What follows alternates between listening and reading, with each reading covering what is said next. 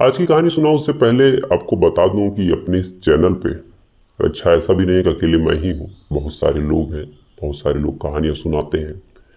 लगभग सभी लोगों ने नाजायज संबंध, जिस्मानी भूख, अनैतिक रिश्ते, चरित्र के पतन में जो लोग एक दूसरे से ऐसे संबंध बनाते हैं जिनका न कोई भविष्य है न कोई मतलब है, महज एक शारीरिक आकर्षण होता है, उसमें संबंध बना लेते हैं और फिर बाद में कुछ ऐसा परिणाम होता है जिससे उन्हें शर्मिंदगी भी झेलनी पड़ती है, जान से भी जाना पड़ता है, परिवार की भी बदनामी होती है और समाज का भी पतन होता है। हम सारे लोग ऐसी कहानियों को सुनाते हैं इस उम्मीद में कि शायद लोग जागरूक हों, कम से कम ऐसे नाजायज संबंध ना रखें जिसका कोई फ्यूचर नहीं है, जिसका कोई मतलब नहीं है। आपको हासिल सिर्फ बदनामी और बेइज्जती के अलावा और कुछ होना नहीं है। आज की कहानी भी एक ऐसी कहानी है जिसमें जो आरोपी है वो कक्षा दूसरी पास है, पेशे से वो एक ड्राइवर है। उसके बावजूद भी उसने जो कुछ किया और जिस हिसाब से पुलिस को महीनों लग गए उसको पकड़ने में, उसको ढूंढने में, तो मान के चलिए कि ऐसे आरोपी अगर पेशेवर भी नहीं है तब इतना दिमाग लगाते हैं, तो अगर ये पेशेवर होते तो किस हिसाब से काम करते और पुलिस को कितने सालों तक ही छका के रखते। आज की कहानी दिल्ली की है। दिल्ली में एक जगह है न्यू अशोक नगर और इसी के थाने में 26 फरवरी साल 2023, यानी आज से अगर जोड़ा जाए तो बामुश्किल एक महीने पहले, एक महीने या कुछ दिन और, थाने में एक फोन आता है।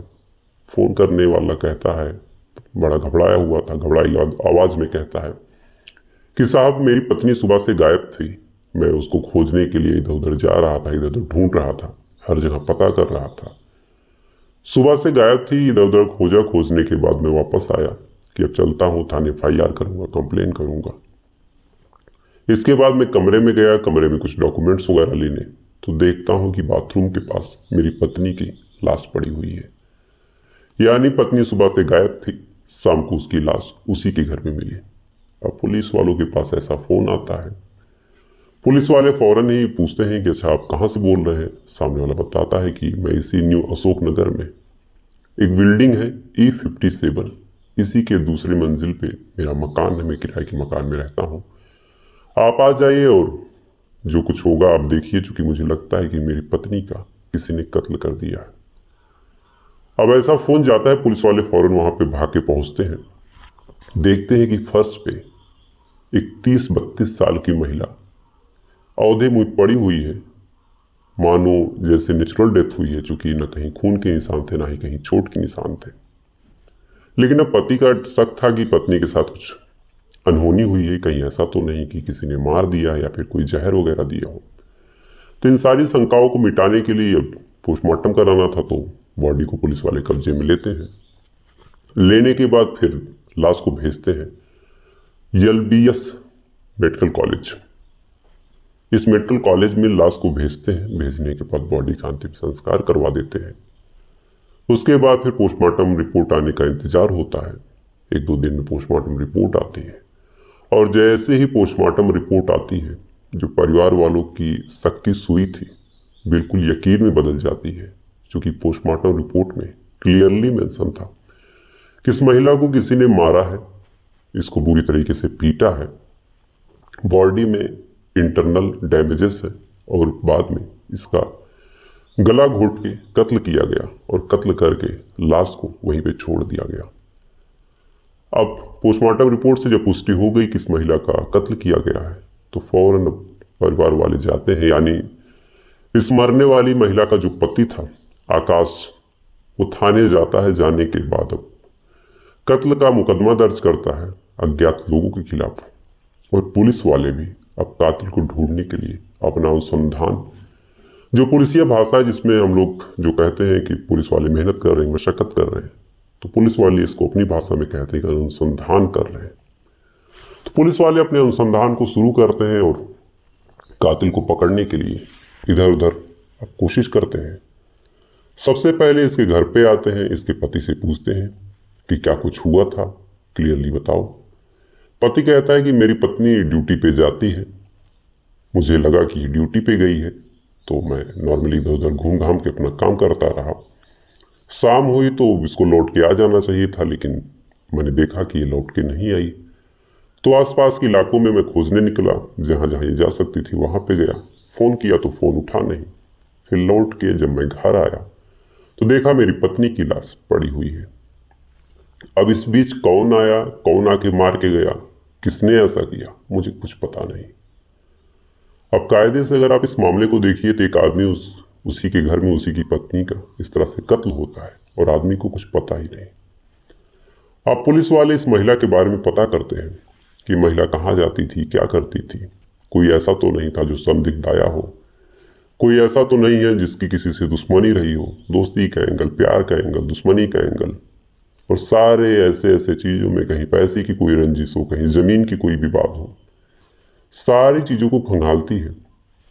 लेकिन शुरुआती छानबीन में, यानी ये छानबीन लगभग एक आध हफ्ते तक चली, लेकिन इस पूरी छानबीन में पुलिस वालों के हाथ कुछ भी नहीं लगा।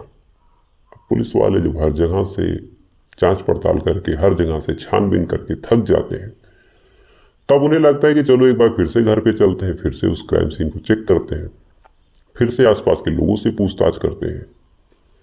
क्योंकि इस मामला जब ताजा होता है तो आसपास के लोग भी थोड़ा सा शौक में होते हैं कि ये क्या हो गया। लेकिन जब थोड़ा सा वक्त गुजरता है, थोड़ा सा समय बीतता है, दिलो दिमाग जब उनका शांत होता है, तो फिर कायदे से वो सोच भी पाते हैं, कायदे से उन्हें याद भी आता है कि एग्जैक्टली उस दिन हुआ क्या था, क्या उन्होंने किसी को देखा था, क्या कुछ हुआ था। लिहाजा जब हफ्ते भर बाद पुलिस वाले फिर से घर पे आते हैं, तब तक जो पति था इस मरने वाली सुनीता उर्फ सुमन का, वो पति भी अपने आप को अब सांत्वना धीरे धीरे दे चुका था कि उसकी जो पत्नी है अब लौट के नहीं आने वाली। दो जो बच्चे थे छोटे छोटे, वो भी अब मान चुके थे कि माँ कहीं गई है, कुछ टाइम बाद ही आएगी, अब इतनी जल्दी नहीं आएगी। पड़ोसी भी अपने आप को मान चुके थे कि अब सुनीता इस दुनिया में नहीं रही। तो धीरे धीरे लोग अपने काम पे लग चुके थे, उनका दिमाग थोड़ा सा नॉर्मल हुआ था। पति भी थोड़ा सा अब सोच विचार रहा था कि क्या कुछ हुआ था, एक छोटी सी छोटी चीज को याद करने की कोशिश कर रहा था। तो जब हफ्ते भर बाद पुलिस वाले इसके पति से फिर से पूछते हैं, क्योंकि पुलिस वाले भी बेचारे कई मामलों में उलझे हुए थे। कभी उन्हें लगता कि कहीं ऐसा तो नहीं कि पति ने ही कुछ किया हो और बाद में घुमा रहा हो, कहीं उन्हें लगता है कि ऐसा तो नहीं कि कोई चोरी वगैरह का एंगल हो, लेकिन सामान भी गायब नहीं था। कभी उसे लगता है कि कहीं दहेज वगैरह का कोई मैटर ना हो, क्योंकि ऐसे मामलों में कातिल कौन निकल जाए कुछ कहा भी नहीं जा सकता। बहरहाल जब एक हफ्ते बाद पुलिस वाले आते हैं और इसके पति से पूछते हैं, साथ ही जो छोटे छोटे बच्चे थे उनसे पूछते हैं, मोहल्ले वालों से पूछते हैं, तब जाके कुछ ऐसी जानकारियां मिलती हैं जिससे इस बात की पुष्टि होती है कि जो कातिल था वो बाहरी था। यानी कत्ल इसके पति ने नहीं किया, बल्कि कोई बाहर से आया और कत्ल करके गया। बच्चे बताते हैं कि कोई अंकल आए थे एक कार से, नंबर तो नहीं देख पाए, लेकिन जहां तक बच्चों ने बताया कि नंबर का पहला अंक 4 था और आखिरी अंक 5 था। ये दो नंबर बच्चे याद करते हैं। उसके बाद फिर कुछ मोहल्ले वाले भी बताते हैं कि हाँ, एक हुंडई एक्सेंट कार थी जो इसी बीच आई थी लगभग 7-8 बजे के आसपास। अच्छा, पोस्टमार्टम रिपोर्ट में भी क्लियरली मेंशन था कि मरने वाला जो व्यक्ति है, यानी जो ये सुनीता मरी है, ये 7 से 8 के बीच मरी है। तो बच्चे भी बता रहे हैं कि कोई कार आई थी, आसपास के लोग भी बता रहे हैं कि कोई हुंडई एक्सेंट कार थी। लेकिन अब नंबर के नाम पे और उस गाड़ी की पहचान के नाम पे महज 2 नंबर थे, 4 और 5। वो भी 4 जो था वो पहला नंबर था और 5 जो था वो आखिरी नंबर। यानी पुलिस वालों को पूरी दिल्ली में जितनी भी हुंडई एक्सेंट कार है उनको खोजना था। साथ ही साथ जिस नंबर के अंत और शुरुआत में 4 और 5 हो, फिर उनको जीरो इन करना था और बाकी चीजें फिर जीरो इन करते करते ही कातिल को ढूंढना था। अब पुलिस वालों को जब नंबर मिला और गाड़ी का नाम पता चला तो फिर उन्हें लगता है कि चलो सीसीटीवी कैमरा खंगाल लेते हैं, शायद वहां से कुछ ऐसा मिल जाए जिससे बात बन जाए। अब पुलिस वाले जाते हैं आसपास के इलाकों के सीसीटीवी कैमरों को खंगालते हैं, उसमें कड़ी मशक्कत करते हैं। अच्छा, ये सीसीटीवी कैमरे वगैरह शुरू से भी खंगाल रहे थे, लेकिन अगर सड़क पे कोई गाड़ी जा रही है तो उस पर ऐसे शक किया भी नहीं जा सकता। लिहाजा पुलिस वालों को शुरुआत में तो कुछ नहीं मिला, लेकिन जब हुंडई एक्सेंट कार को खोजते हैं तो उन्हें एक संदिग्ध गाड़ी दिखाई देती है जिसमें एक आदमी बैठा हुआ था। लेकिन फिर हैरान करने वाली बात थी कि न इस आदमी का चेहरा क्लियर था, न गाड़ी का नंबर। यानी ये जांच जहां से शुरू हुई वहीं पे आके फिर से खत्म हो गई। अब पुलिस वालों को लगा कि चलो कॉल डिटेल खंगालते हैं, शायद कॉल डिटेल से कुछ मिल जाए। अब इस महिला की कॉल डिटेल खंगाली जाती है और लगभग 7:15 पे कोई इम्तियाज नाम का आदमी था जिसने इस महिला को कॉल किया था। अब पुलिस वालों को लगा कि चलो मामला कुछ बन रहा है, शायद कातिल यही है। पुलिस वाले अब इम्तियाज से कांटेक्ट करते हैं, उससे पूछताछ करते हैं। तो इम्तियाज जहाँ पे उस टाइम था, अपनी लोकेशन वगैरह जो बताया, उस हिसाब से संभव ही नहीं था कि इम्तियाज यहाँ पे आए न्यू अशोक नगर में और कत्ल करके लौट जाए। यानी अब पुलिस वाले चाहे जिससे पूछताछ कर रहे थे, चाहे जिससे छानबीन कर रहे थे, लेकिन सारी छानबीन में, सारी पूछताछ में कोई भी ऐसा क्लू, कोई भी ऐसा सबूत मिल नहीं रहा था जिससे कातिल के बारे में कुछ भी पता चले। धीरे धीरे वक्त गुजरता गया। 26 तारीख को कत्ल हुआ था, 27 तारीख तक मामला पेंडिंग है, 28 तारीख को पोस्टमार्टम हुआ। धीरे धीरे वक्त गुजरा, माफ कीजिएगा, मार्च आ गया। मार्च में भी धीरे धीरे वक्त गुजरता चला गया। लगभग 15-20 दिन मार्च में भी गुजर गए और अभी भी पुलिस वालों के हाथ कुछ मिला नहीं, कुछ लगा नहीं। तब पुलिस वालों को लगता है कि कुछ तो ऐसा है जो छूट रहा है, कोई तो ऐसी बात है जो हमें पता नहीं चल रही है।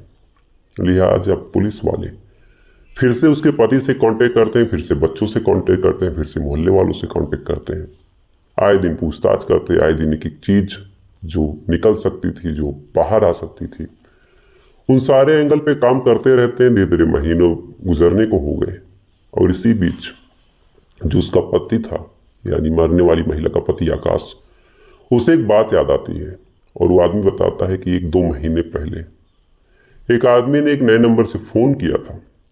फोन करके कहता है कि अपनी पत्नी को छोड़ दो और छोड़ने के बाद मैं तुम्हारी पत्नी से शादी करना चाहता हूँ और तुम्हारा जो भलाई है वो इसी में है कि अपनी पत्नी से दूर रहो। बहरहाल साहब, मैंने फ़ोन को इग्नोर कर दिया। ऐसे फ़ोन आते रहते हैं, दिल्ली जैसा शहर है, पता नहीं कौन मजाक कर रहा था। नंबर मैंने ब्लॉक कर दिया और डिलीट कर दिया। और कुछ टाइम बाद मेरे घर के बाहर कुछ पोस्टर भी लगे थे मेरी पत्नी के, जिसमें मेरी पत्नी को किसी ने प्रोस्टिट्यूट कहा था। साथ ही मेरी पत्नी का नंबर भी इसने मेंशन कर दिया था। तो मैं बाहर जाता हूँ, नंबर वगैरह फाड़ता हूँ, उस पर्चे को निकालता हूँ। तो यही 2 घटनाएं हुई थी, बाकी और तो कुछ ऐसा संदिग्ध अब मुझे याद नहीं आ रहा। अब पुलिस वाले बड़े अचरज में कि इतनी बड़ी बात हुई और 1 महीने बाद ये बात बता रहा है। बहरहाल पुलिस वालों के पास सबूत के नाम पे एक नंबर मिल चुका था। ये नंबर अब इस आकाश के मोबाइल से तो नहीं मिला, लेकिन फौरन इसकी कॉल डिटेल निकाली गई और इस कॉल डिटेल से एक नंबर मिला। नंबर में कुछ अंक 11-11 थे। फिर उस नंबर को जीरो इन किया गया, उसको रिसर्च किया गया। तो ये जो नंबर था ये SH नाम से रजिस्टर्ड था। SH नाम से ट्रू कॉलर पे इसकी आईडी बनी हुई थी। अब फौरन ही पुलिस वाले पता करते हैं कि ऐसा कौन है जो SH नाम से उसका नंबर है। नंबर फला फला है, उसकी हुंडई एक्सेंट कार है, नंबर का पहला अंक 4 है, आखिरी अंक 5 है। ये सारी चीजें जीरो इन करते करते फिर हफ्ते भर का वक्त लगा और अंत में जिस आदमी का ये नंबर था और जिस आदमी की हुंडई एक्सेंट गाड़ी थी, शिव शंकर मुखिया, ये गिरफ्तार हो जाता है। शिव शंकर मुखिया चिराग दिल्ली का रहने वाला। पुलिस जाती है, वहां से ही उसको उठाती है, उठा के थाने लाती है। अब शुरू में तो शिव शंकर मुखिया को कुछ समझ नहीं आ रहा था कि क्या हो रहा है, पुलिस वाले क्या किस जुर्म में उठाए हैं, आखिर मामला क्या है। पुलिस वाले भी ज्यादा एंटरटेन करते हैं नहीं, बस थाने लाते हैं। फौरन ही पूछते हैं कि सुनीता और सुमन को तुम जानते हो या नहीं। अब ऐसे सवाल पे वो फौरन हक्का बक्का कहता है कि नहीं। अब पुलिस तो आखिर पुलिस है, अब सारे सबूत, सारी चीजें उसके खिलाफ थी। तो पुलिस वाले कम से कम 20-25 मिनट तक अपना पुलिसिया अंदाज अपनाते हैं और 20 मिनट तक लगातार भाई साहब की खातिरदारी होती है। और काफी खातिरदारी होने के बाद जब शिवशंकर मुखिया टूटता है और बताने को तैयार होता है, तब फिर इससे जब पूछताछ की जाती है, तब जाके ये अपनी पूरी कहानी सुनाता है। और इस कहानी के हिसाब से जो शिवशंकर मुखिया है, 3-4 साल पहले इस सुमन से मिलता है नोएडा में। नोएडा में इस जो शिवशंकर है, इसका कोई कॉमन फ्रेंड था। सुमन से इसका परिचय करवा देता है। सुमन से फिर बातचीत होती है, बातचीत धीरे धीरे नंबर एक्सचेंज हो जाता है। फिर बातचीत आगे बढ़ती है। आगे बढ़ने के साथ साथ शिवशंकर बिहार का रहने वाला था, बिहार से फिर आता है, बिहार से दिल्ली शिफ्ट होता है, यहीं पे रहता है। शिवशंकर की जो पत्नी है बर्तन वगैरह मांज के इधर उधर गुजारा करती है। अच्छा, दिल्ली जैसे शहर में बर्तन मांजना भी काफ़ी पैसे दिलवा ही देता है। इसके बाद ये हुंडे एक्सेंट कार लेता है, उसको कैब के रूप में इस्तेमाल करता, जो कुछ पैसे मिलते उससे अपने परिवार का पालन पोषण करता। इधर सुनीता से भी इसकी बातचीत होती गई, बातचीत धीरे धीरे बढ़ती गई, दोनों में प्यार हो गया। शिवशंकर अब अपनी पत्नी से ज्यादा इस सुनीता को चाहने लगा, उसे प्यार करने लगा। आए दिन उसे गिफ्ट देता, आए दिन जो कुछ पैसे होते वो ले जाके दे देता। सुनीता को कोई जरूरत होती तो ये खड़ा रहता, उसके बच्चों को कुछ चाहिए होता तो ये खड़ा रहता। यानी पति न होते हुए भी ये पति होने की सारी जिम्मेदारी निभाता। अब वक्त गुजरता गया, जो शिवशंकर है उसका आकर्षण भी बढ़ता गया। धीरे धीरे सुनीता के प्यार में वो सीरियस होता गया, और एक समय ऐसा भी आया जब इसे लगा कि अब सुनीता को मेरे ही पास रहना चाहिए। सुनीता के बिना मेरा गुजारा नहीं, और सुनीता है तो सब कुछ है, सुनीता नहीं तो कुछ भी नहीं। लिहाजा भी सुनीता से कहता है कि तुम मुझसे अब शादी करो। अब तक तो 3-4 सालों से सारी चीजें ठीक थी, नाजायज संबंध था, जरूरतें भी पूरी हो रही थी दोनों की, लेकिन अब अचानक से शादी की बात। अच्छा, जो शिवशंकर है उसके भी 4 बच्चे, सुनीता के भी 2 बच्चे। तो अब धीरे धीरे जब ऐसी बातें हुई तो सुनीता, अब उसे लगा कि ये तो बुरे फंसे, अब इस आदमी से दूरी ही अच्छी है, नहीं तो पता नहीं क्या हो जाएगा। अब सुनीता इससे दूरी बनाने लगी, और जैसे जैसे ये दूरी बनाती गई, जो शिवशंकर था वो उसके प्यार में और पागल होता गया।